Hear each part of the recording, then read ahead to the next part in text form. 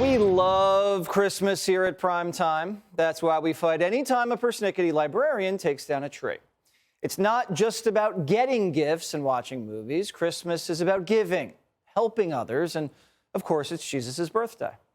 But how much do people really know about Christmas? We wanted to find out, so we sent Johnny. Is it Merry Christmas or Happy Holidays? Always Merry Christmas. I'm a Merry Christmas guy myself. They don't say Merry Christmas, so you know, but it's my favorite time of year. It's the most wonderful time of the year. What does Christmas mean to you? The food, the gifts, the good feeling. Going out and see the lights. Snow. I love the snow. Getting a new Xbox or a new skateboard. Turkey. That's Thanksgiving.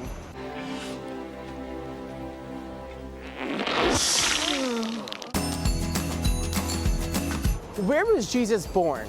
In the hospital? I want to say the North Pole. Bethlehem. I missed this class in Sunday school, I'm telling you. I am 59. I don't have time to be remembering all this stuff. I went to Sunday school, that was years ago. Picture it. Sicily, 1922. Where is Bethlehem? Pennsylvania. Ukraine? In Jerusalem, right? I don't know. If I could, I'd give you the geo coordinates. 140 degrees latitude and 10 degrees longitude. What was Jesus' profession? Making sure that his reindeers are all healthy. He was a carpenter. Would that be like his sleigh, maybe? Jesus wasn't Santa Claus. Was he like a doctor, like a doctor, kind of?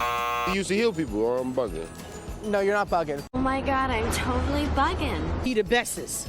That's all I know. I don't know what his profession is, but I believe and trust in him. A floor man like me. Which union was he in? He wasn't in the union, no, but he knew the secret handshake.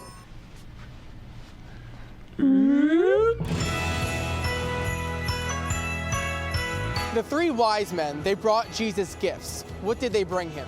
Would that be the Three Musketeers? Was he Italian? They weren't wise guys.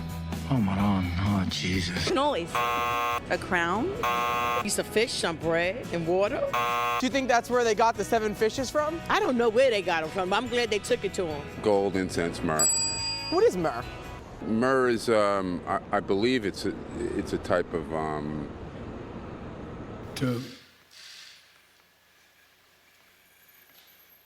What country did the Christmas tree originate in?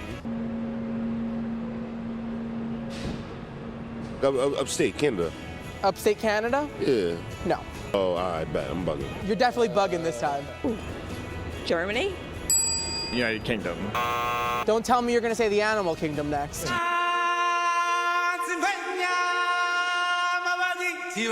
Can you name Santa's reindeer? Comet and Cupid and Donner and Nixon. Donald. Trump? Rudolph, Donder, Dander. There was Dasher and Dancer and Dominic. not the Italian Christmas donkey. It's Dominic the donkey. Again, you are going to be on Jesse Watters Primetime. What do you want to tell Jesse this time? He got me again. He got me one more again. Happy holidays. And Merry Christmas. Because it's the most wonderful Time of the year. Get away from me. And down in D.C., they don't understand the meaning of Christmas either. For them, Christmas is all about getting. This year, they're stuffing their stockings with pork and putting billions more in goodies under their tree. You might have heard of this omnibus bill, a $1.7 trillion behemoth that Congress is forcing through before Christmas. Guess how many pages it is? 4,000 pages, chock full of pet projects. No one has time to read it. Senator Rand Paul can explain it better than I can. 'Twas the week before Christmas, and through the Senate and House, not a creature was stirring, not even a mouse. The senators were nestled all snug in their beds, while visions of pork danced in their heads. No budget was found, just mischief and debt, while the taxpayers hung their poor heads and wept. Away to the window they flew like a flash, tore open the shutters when they heard the word cash. When what to my wondering eyes should appear but a 4,000-page omni with endless debt year after year. You can smell the Kentucky bourbon. You see, the bill funds the federal government for the next year, and if Congress doesn't pass it, the government shuts down. People get laid off, and they put chains around the national parks. They know nobody wants that, so they shove in anything they want. It's by design. Washington didn't always work like this. Up until 25 years ago, this never happened. They used to have federal spending figured out months in advance until politicians realized they can hold the Capitol hostage by delaying it until December.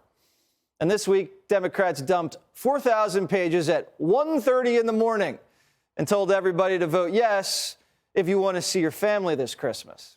Who cares if we tack on another $1 trillion to the national debt or supercharge inflation? Nobody wants to look like the bad guy, so they just pass it without reading it. Nancy Pelosi's been doing this for years. She was asked about it last week. Who have always talked about this being a tactic, that you do a CR now so that you're forced to do an omnibus right before Christmas, and everybody just wants to get out of the building. Talk about that. Well, whose tactic is it? This is certainly something we would like to have had done before. We would have loved to get it done sooner. We were just so busy hanging out with Clooney at the Kennedy Awards. So what's in this thing? Let's take a look. They snuck $3.5 million in for Michelle Obama hiking trails in Georgia. Why didn't they name it after Hillary? She likes to hang out in the woods, remember? Another $2 million for the Great Blacks and Wax Museum in Baltimore. Baltimore needs a lot of help. I don't think a wax museum is what they're looking for. $3 million is going to a LGBTQ plus museum in New York, and they're blowing nearly $400 billion on a new FBI headquarters. So they interfere in our elections, and then we give them a $500 billion bonus. What do they need a new headquarters anyway for? Didn't Elon Musk kick them out of the Twitter building? Also, hidden deep in the bill, $3 million to make highways more bee-friendly. Sounds like a lot of money to plant a couple flowers. But they topped that off with another $500 million for family planning, where population growth threatens biodiversity. Translation, that means we're paying women to abort their babies to save the trees. $45 billion is going to Ukraine, obviously, but that's not enough. We're also spending some cash for the new Ukrainian Independence Park in Washington. The homeless cannot wait to move in. Speaking of homeless, the bill also gives $1 million to the homeless in Los Angeles to stay in motels. You have to pay for your hotel room, though. But if it's the homeless, it's on the house. They're also blowing $200 million on a gender equity fund. We're not really sure what that is, but we know some of the money is going to gender programs in Pakistan. No country steals our money better than the Pakistanis. Our Pentagon's getting some money, too, $8.6 million for gender advisor programs, which means the Marines are getting sensitivity training, because that's how we like our Marines, sensitive. Another $100 million is going to environmental justice, so Biden's donors can build power plants in poor white neighborhoods instead of poor black neighborhoods. $2 million is going towards improving coordination, quote unquote, in New York City's mayor's office. It's a lot of cash to tell Eric Adams to shut up and stop complaining about illegals. And the bill renames a federal building after Nancy Pelosi. And we hear it sits right across from that $2 million toilet. $410 million is going to the border. No, not our border. That money is for Jordan, Lebanon, Egypt, Tunisia, and Oman. Apparently, walls work in the Mideast, not in North America. Another $500 million is going to Fauci's old agency, the NIH, for diversity, equity, inclusion, and structural racism. So Fauci funded a Wuhan lab that killed millions of Americans, and Congress is worried that Fauci hired too many Italians. Also in the bill, a big win for Primetime. Radical federal regulators were trying to shut down Maine's lobster industry, remember? They said they were killing whales, which never happened. Once we caught wind of the story, we stood up for the lobstermen and said if they wanted to get to the lobstermen, they'd have to go through us first.